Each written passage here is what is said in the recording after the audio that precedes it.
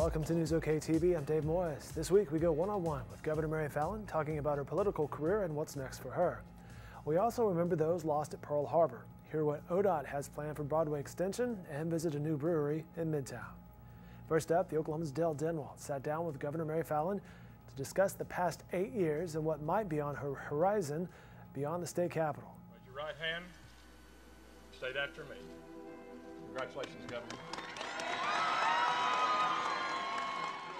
I stand before you today humbled by this deep honor and privilege to serve as your governor of the state of Oklahoma.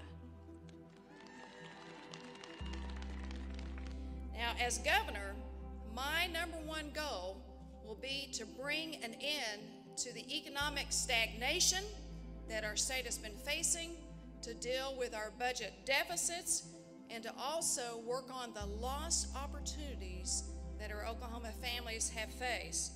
And today marks a beginning of a new era for the state of Oklahoma, and it will be with your help that we'll bring that new era to our state.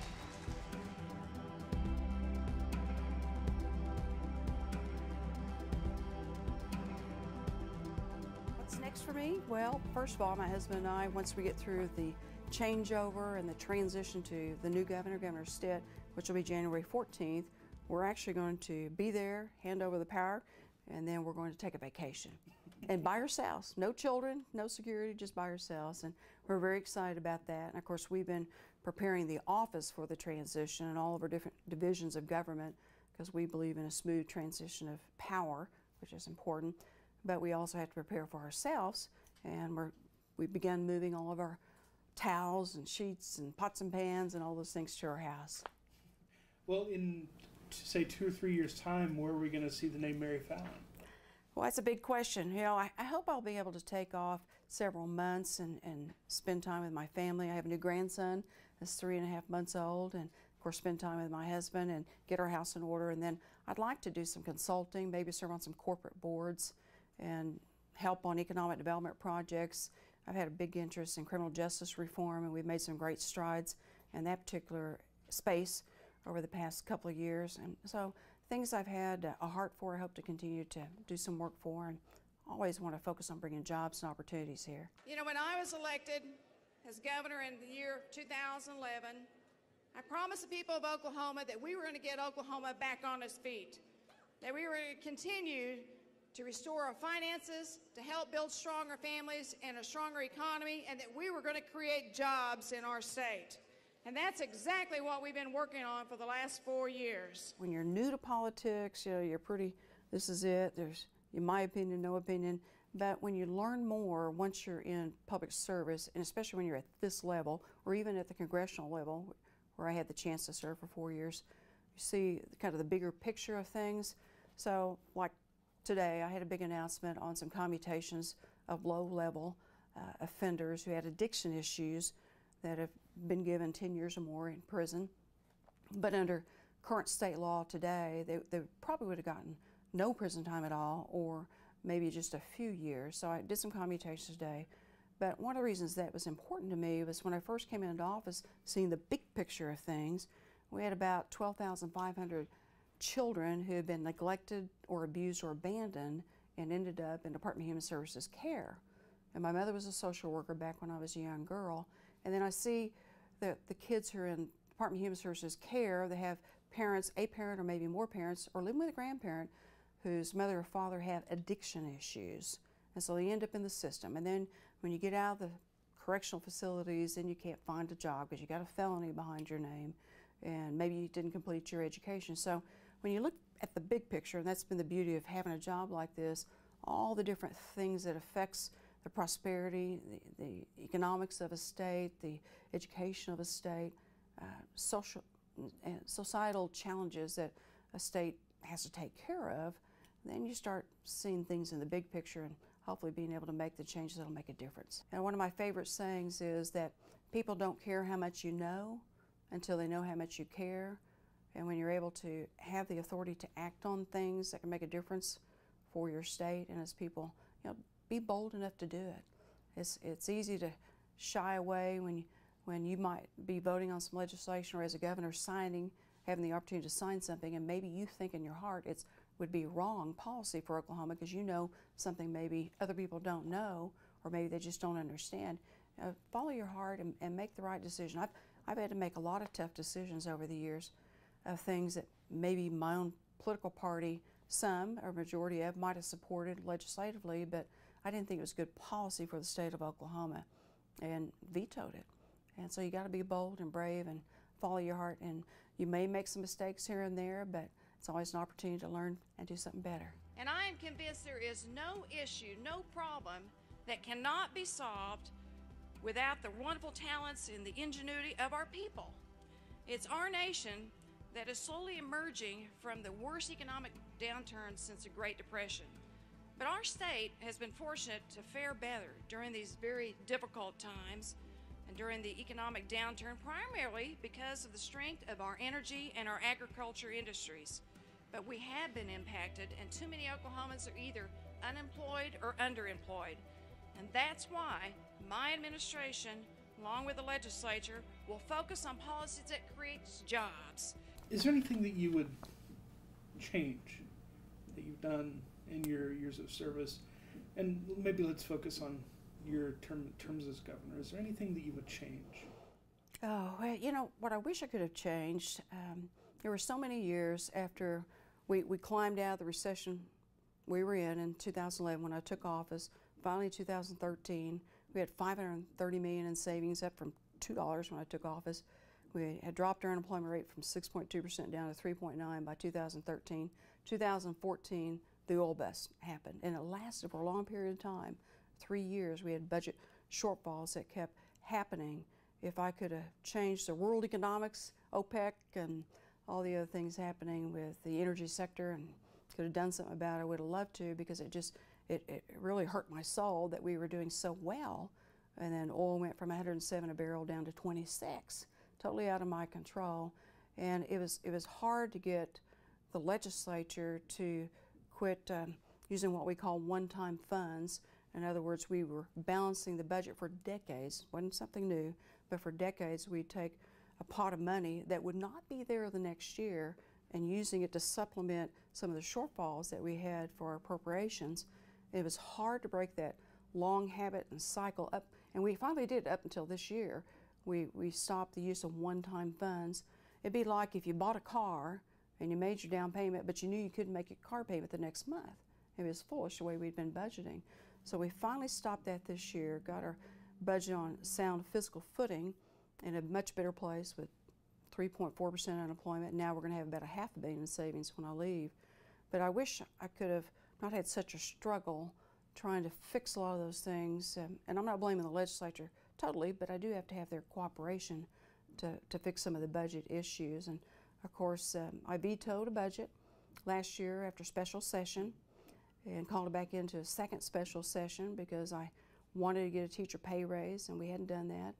And we just kept not making the tough decisions, and we were cutting a lot of the state services down to the bare bone at one point. And so I wish things could have been a lot easier, at least for the state. But now, you know, thank goodness we've had 20 months of consecutive growth in our economy and in our revenue streams, and we have one of the lowest unemployment rates we've had in 17 years. So I'm glad we're going to be able to leave it in a better position. Mm-hmm. I hope that what people say is, you know, she left it in a much better place than where it was, and we have done that. I mean, there's certainly always bumps in the roads, big issues that are very challenging. You're never going to make everybody happy, but if you really want to change things, you got to make some tough decisions and be willing to fade the heat to get those things done. And I'm very proud that, once again, we took the economy through 2 downturns, one when I came in, one that hit in 2014, to bring it right back out. Most governors don't have 2 economic downturns in a term, but it was just the way it was. You can watch more of that interview online at NewsOK.com. And we will continue to report from the state capitol on the transition from Governor Fallin to Governor-elect Kevin Stitt, with complete coverage of the inauguration early next year. We'll be right back.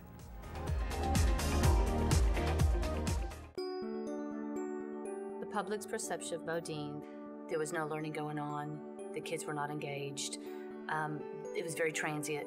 The article that Adam Kemp wrote It changed the perception of the entire school building, that what was happening inside the building was educational and exciting and safe. It is amazing what one article in the Oklahoman can do to change the perception of our community.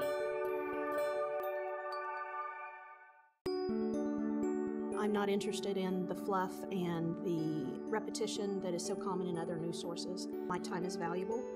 I'm kind of an efficiency nut, and I like to be able to glean the information that I'm interested in without having to wait through a whole newscast. I've always preferred the Oklahoman in general over other news outlets because it's presented in a way that is convenient for me and in a way that's efficient.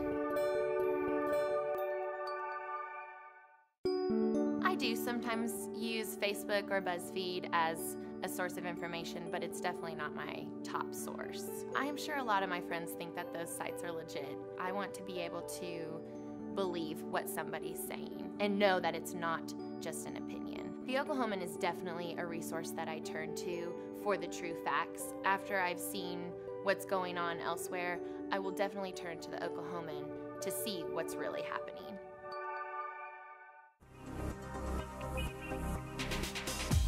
A small group of people gathered Friday morning to honor those who perished at Pearl Harbor. Here's a portion of the ceremony from the USS Oklahoma Anchor Memorial. Color guard, hold, right, face, reason, colors. Through the perilous night, for the ramparts we watched were so gallantly streamed. To remember those 2,400 brave Americans who perished that Sunday morning, and to those tough and brave Americans like Ivan, who got back on their feet, and they fought hard with all their might. Sir, I'm going to tell your story, and the reason I tell your story is because we need to continue to tell the story of great Americans like you. We need to continue to keep that story alive and well in our hearts so that we can pass it on to generations and generations so that this great country will never, ever forget what took place on 7 December 1941. That anchor was on the great battleship USS Oklahoma, moored at Ford Island, Pearl Harbor on 7 December 1941. The USS Oklahoma took several torpedo hits, capsized, and resulted in the deaths of 429 sons and daughters of America. That sailor, Ivan Stewart, a storekeeper on Ford Island, was there. And ladies and gentlemen, that flag, which represents the indomitable American fighting spirit, was there.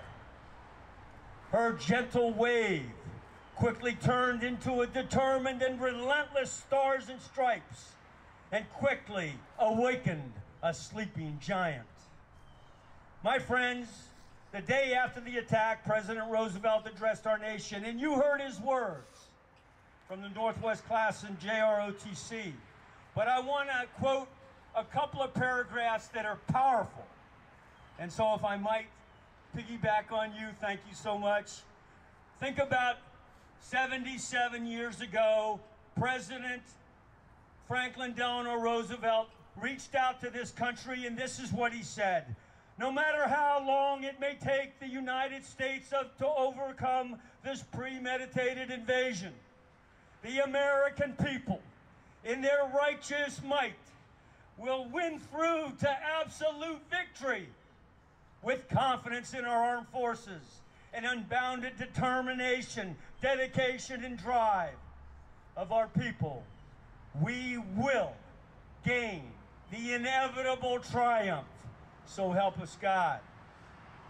Ivan will never forget that peaceful, quiet, 75-degree Sunday morning in paradise. Ivan was up and about that morning, walking between two hangars on Fort Island. Ivan had seen the planes coming through the pass that morning, and he thought to himself, our American pilots were out early, practicing in the friendly skies. But soon Ivan observed that those planes had red dots and realized that America's flyboys weren't out that morning. And the skies quickly turned unfriendly as black smoke and bombs filled the air. And within seconds, Ivan was knocked down as a tremendous bomb explosion had just occurred 25 feet away. And as a deafening shockwave rang in Ivan's ears, he was somewhat unconscious, lying on that tarmac.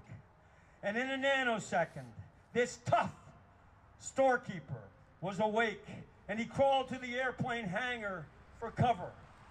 Ivan got to his feet inside the hangar, and he immediately joined his shipmates as they emptied the machine gun racks that were up on the bulkheads of the hangar inside. And with no hesitation and no regard for personal safety, they ran outside and they aimed their guns to the war-torn skies, and they began to fight. And fight they did, through to absolute victory in World War II.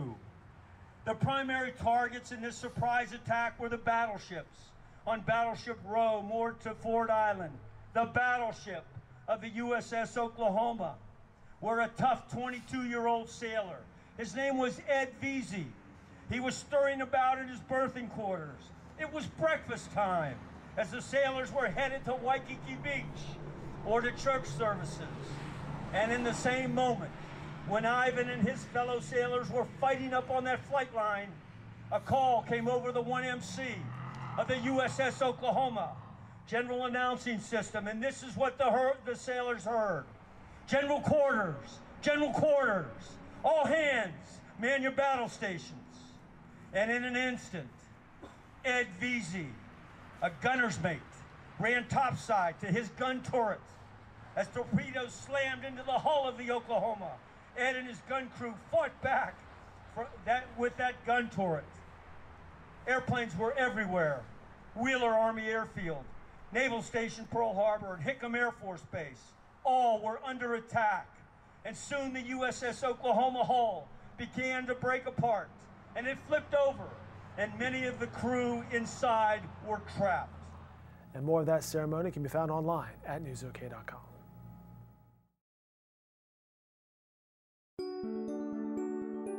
Unless somebody acted on their behalf, they probably would not see the World War II Memorial because it was erected 6 decades after their service.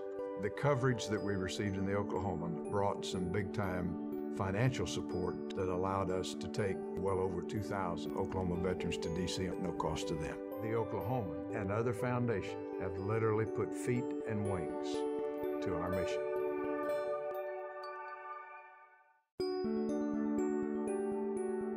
It's where I pick up everything that I need to know and what's happening in this city. The newspaper's the best way to be informed because they give me more than just a simple soundbite. They give me the story I need behind the event. All of the things that led up to it, how it happened, how it's detailed afterwards.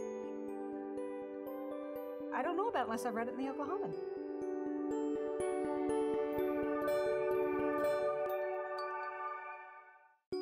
I wasn't aware that prescription drug abuse was a problem until after my son passed away. I think that we were slow to understand the devastating effects that addiction can have on a state. The Oklahoman played a key role in bringing about significant legislative changes. Without the education that the Oklahoman provided, that initiative may not have been accomplished.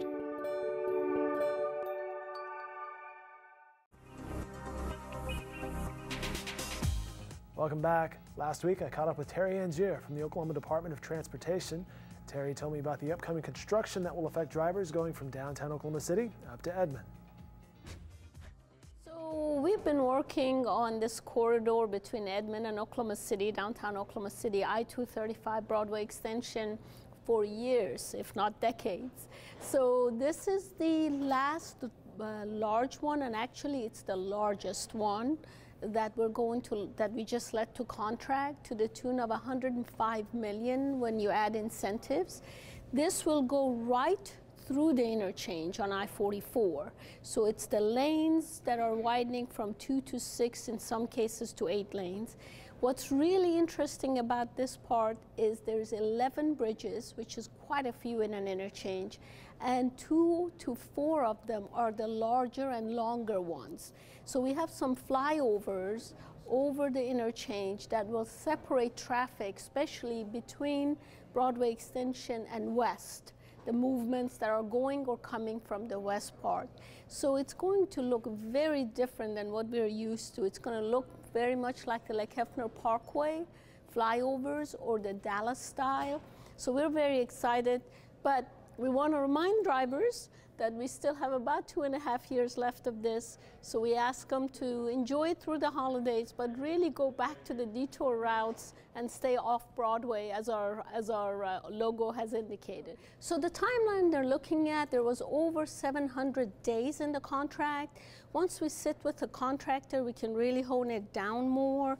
Allen Contracting, who did the portion to the south, was the successful bidder. And once we start talking to him, we'll have a better idea of timeline. But right now, it looks like about 2.5 years. So it's a long time. And again, when you work under traffic, these things take a long time. So we try to keep 2 lanes at all times open, but we do want, in each direction, but we do want the public to stay using the detour routes that are fantastic. We have Lincoln Boulevard to the east, we have Lake Hefner Parkway, we have I-35 again to the east. I-44 is a great one to use, and City of Oklahoma City has really done a great job partnering with us on offering a lot of their local roads, such as Eastern, such as Western, such as Classen. So those are all great options to use. This is the largest project in our state history, of course, up to when we let this to contract. The one before was, because that had some challenging features also. But this is, because of the bridges, it is the largest single amount project in our state history. So very, very big project. We've placed incentives to make sure it's done faster. But again, we ask the public to partner with us and be patient. We do have some foreclosures planned, much like the last segment. But again, once we have the pre-work with the contractor is when we can tell exactly how many of those might be needed. When this is all done, and one more smaller phase that's after this, which is a very small project, but it has some significant improvements in it, such as if you're going north on Lincoln and you want to get to Broadway Extension, right now you have to go on I-44, go a little bit of west, and then get on Broadway Extension. That will have a ramp from Lincoln that will connect you directly to northbound Broadway Extension. So it's a very small project, but it does some major things. So when that's done, really we have now widened all the way from Edmond to downtown Oklahoma City on Broadway Extension and I-235, which is 2 separate highways, but really one straight shot. And then in some areas, it's 8 to 10 lanes for auxiliary lanes. So it'll be magnificent in the sense of being able to carry traffic. Oklahoma is really growing, and this is much needed, and we're really thankful that the people have been patient with us to allow us to finish this once the funding became available. ODOT also has a cool new app that you can download to your iPhone and Apple devices. It features road conditions and traffic cameras, so you can pre-check your commute. We'll talk beer when we come back. Abigail's able to gain a greater knowledge when she picks up the Oklahoman. It gives her a greater advantage moving forward on an education level. Reading news and politics does make me smarter. It just tells me what's going on in the world. I don't want Hillary or Carly to be the first woman president. I want to be the first woman president.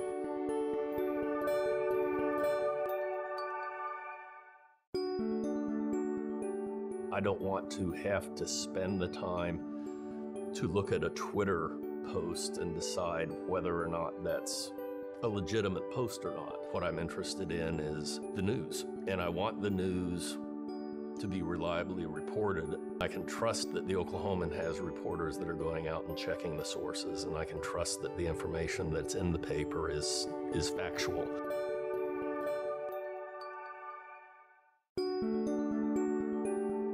When I read the Oklahoman newspaper, it makes me feel smarter because I can learn about different things that happen on the other side of the world.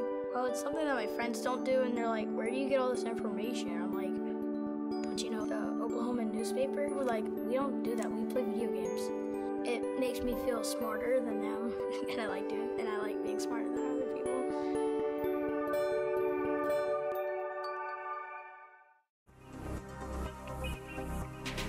Welcome back. The Oklahoma City streetcar is set to officially open later this week. It will glide past 11th and Hudson, where Elk Valley Brewing is ready to open just before Christmas. Here's a peek inside. So Elk Valley started in 2013 as a dream. Some equipment came up and we were able to purchase it, and Elk Valley was born at that point. We became a business in November of 2013. So we've been kind of nomadic with our brewing. So Elk Valley's been, we started off at Batter Boar. We have brewed at Chalk Brewing Company. And then when I moved in with Mustang here a couple of years ago in 2015. And so we started brewing with those guys over there for a while. And then now here we are in our own space and finally getting our own home now. Love this location. We looked at several places for Elk Valley to go, and Elk Valley this was just kind of a home. I used to live not far from here, and that's where we started home brewing, was not too far from here. So it kind of feels like coming home in a way. So here, as you can see, we've got our tanks are fully visible, and our brew space is fully visible here with all the windows, and we've got an open air patio, which is pretty rare for Midtown Oklahoma City. We've got this enormous and this wonderful market going in next door. This next coming up spring, that's just going to be fantastic. The Hudson Street Market. We've got lots of restaurants going in there, so we're already discussing collaborative events with some of the tenants that are going to be going in there as well. So we've got Elk Valley's got 4 core brands and 4 core beers that we do year round, and that would be our Firefly Crew wit beer, our 10 Killer Pilsner, which is a new release that we just did. Magic Juice, which is a Northeast style double IPA. We also have Straight Razor Pale Ale, which is a American style pale ale. Those are our 4 cores, and then we have some rotators like throughout the seasons, like Cucumber Saison and Coffee Nemesis. And we have a lot of fun with barrel aging and sour beers that we like to produce throughout the year. So we've got quite a bit of in store for the folks here soon. You can find more information about the Oklahoma City streetcar and its opening online at NewsOK.com and in upcoming editions of the Oklahoman. Thanks for watching. That's it for now. I'm Dave Morris. Have a great week, everyone.